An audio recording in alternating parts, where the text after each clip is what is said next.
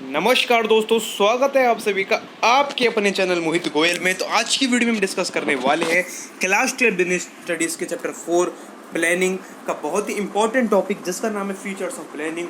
तो चलिए बिना देरी के वीडियो को स्टार्ट करते हैं। फीचर्स ऑफ प्लानिंग की यदि हम बात करें तो सबसे पहला फीचर आता है planning contributes to objective. Planning contributes to objective. जो प्लानिंग है वो करी क्यों जाती है? वो ऑब्जेक्टिव को फुलफिल करने के लिए ही की जाती है। किसी भी फर्म का या किसी भी ऑर्गेनाइजेशन का कुछ ना कुछ ऑब्जेक्टिव रहता है। किसी को ऑब्जेक्टिव रहता है अपनी सेल को बढ़ाना, किसी को ऑब्जेक्टिव रहता है अपनी प्रॉफिट को बढ़ाना, किसी को ऑब्जेक्टिव रहता है मार्केट में अपनी पहचान बनाना। सो हर किसी के अलग अलग ऑब्जेक्टिव हो सकते हैं और अपने ऑब्जेक्टिव के हिसाब से ही हर फर्म को अपनी अपनी प्लानिंग करनी पड़ती है। सो हम कह सकते हैं planning contributes to objective. Next feature की बात करें तो है planning is a primary function of management. यानी कि जो प्लानिंग है वो मैनेजमेंट का प्राइमरी फंक्शन है। यानी जो हमारा मैनेजमेंट फंक्शन है उसमें 5 फंक्शन आते हैं, जिसमें सबसे पहला आता है प्लानिंग, उसके बाद ऑर्गेनाइजिंग, फिर स्टाफिंग, फिर डायरेक्टिंग, फिर कंट्रोलिंग। तो जो सबसे पहला फ्यूचर आता है वो होता है प्लानिंग। अगर हम प्लानिंग ही नहीं करेंगे तो बाकी ये सारे काम भी नहीं हो पाएंगे। सबसे पहला काम हमको प्लानिंग करना पड़ेगा, तभी ये सारे काम हो पाएंगे। इसलिए कहा गया है जो प्लानिंग है वो क्या है? प्राइमरी फंक्शन ऑफ मैनेजमेंट है। नेक्स्ट फीचर की यदि हम बात करें तो planning is pervasive in nature. Pervasive in nature का मतलब है जो प्लानिंग है वो यूनिवर्सली एप्लीकेबल है। यानी कि हर जगह अप्लाई होगी, हर टाइप की ऑर्गेनाइजेशन में, हर टाइप की फर्म में, चाहे वो गवर्नमेंट फर्म हो, चाहे वो प्राइवेट फर्म हो, चाहे वो प्रॉफिट हो, चाहे नॉन प्रॉफिट हो, चाहे टॉप हो, चाहे लोअर हो, कोई भी कैसी भी फर्म हो, कैसा भी मैनेजमेंट हो, प्लानिंग हर जगह चलेगी। और इसी फीचर को हम कहते हैं परवेजिव। नेक्स्ट फीचर की यदि हम बात करें so planning is forward looking. Forward looking का मतलब है जो प्लानिंग है, प्लानिंग ऑलवेज लुकिंग अहेड। यानी कि जो प्लानिंग हमेशा फ्यूचर को देख के करी जाती है। फ्यूचर में चेंजेस होने के कारण हम अपनी प्लानिंग में क्या चेंज कर सकते हैं ये भी हमको पहले ही प्लानिंग में करना पड़ता है। प्लानिंग कभी पास्ट के लिए तो कर भी जाती कि जो पहले हो गया उसके लिए क्या प्लान करना है, नहीं, अब फ्यूचर में क्या करने वाले हैं हम उसके लिए प्लान करना है। फ्यूचर में हमको कितनी सेल बढ़ानी है तो उसके हिसाब से हमको प्लान करना है।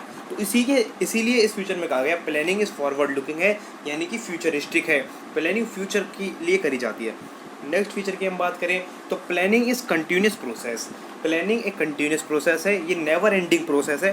प्लानिंग कभी भी ख़त्म नहीं होती क्योंकि एक प्लान को बनाने के बाद हमें कई सारे प्लान बनाने पड़ते हैं उस प्लान को मीट करने के लिए। फॉर एग्जांपल जैसे कि हमने अब एक अपना बड़ा प्लान बनाया कि इस साल हमारी कंपनी की सेल 1 करोड़ से ऊपर होनी चाहिए। अब उस 1 करोड़ की सेल को जो ऊपर करने का है वो तो हमारा मेन प्लान है। अब उसके लिए हमें छोटे छोटे प्लान बनाने पड़ेंगे, जैसे कि हमको अपनी जो डिस्काउंट फैसिलिटी ज़्यादा करनी पड़ेगी, हमको जो क्रेडिट ट्रांजैक्शन उन पे ज़्यादा जोर देना पड़ेगा, हमको मार्केटिंग डिपार्टमेंट में ज़्यादा पैसा खर्च करना पड़ेगा and many more types of thing. यानी कि जो प्लानिंग है वो कभी रुकेगी नहीं। उस बड़े प्लान को मीट करने के लिए छोटे छोटे हम प्लान बनाते जाएंगे तो प्लानिंग चलती रहेगी। इसीलिए प्लानिंग को कहा गया है कंटिन्यूस प्रोसेस। जब तक बिजनेस चलता रहेगा प्लानिंग भी चलती रहेगी, प्लानिंग कभी ख़त्म नहीं होती। नेक्स्ट फीचर की हम बात करें तो प्लानिंग इन्वॉल्व डिसीजन मेकिंग।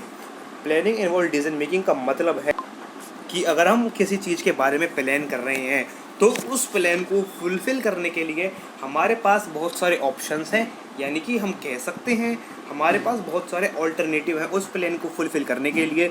तो उनमें से हमको सबसे बेस्ट ऑप्शन या सबसे बेस्ट ऑल्टरनेटिव को सिलेक्ट करना पड़ेगा। और वो बेस्ट ऑप्शन या बेस्ट ऑल्टरनेटिव हम कैसे सिलेक्ट करेंगे? वो डिसीजन मेकिंग प्रोसेस के ज़रिए स्टार्ट करेंगे, वो सिलेक्ट करेंगे। जब हमारे बहुत सारे मैनेजर बैठेंगे आपस में डिसीजन मेकिंग करेंगे कि इस मेथड को हम सिलेक्ट कर सकते हैं, ये बहुत प्रोडक्टिव है और इकोनॉमिकल भी है और जो भी है। यानी कि प्लानिंग में डिसीजन मेकिंग भी इन्वॉल्व होता है। और लास्ट फीचर की हम बात करें तो planning is a mental exercise. Planning mental exercise है। कैसे इसको समझते हैं? प्लानिंग में क्या होता है, हमको एजम्पशंस रखनी पड़ती हैं। एजम्पशंस मीन्स हमको मान के चलना पड़ता है कि अगर फ्यूचर में अगर किसी भी रॉ मटेरियल के दाम बढ़ जाएं तो हमें हमें क्या करना है, तुरंत क्या करना है। और and many more types of thing हमको सोच के रखनी पड़ती हैं, एजम्पशंस बना के रखनी पड़ती हैं।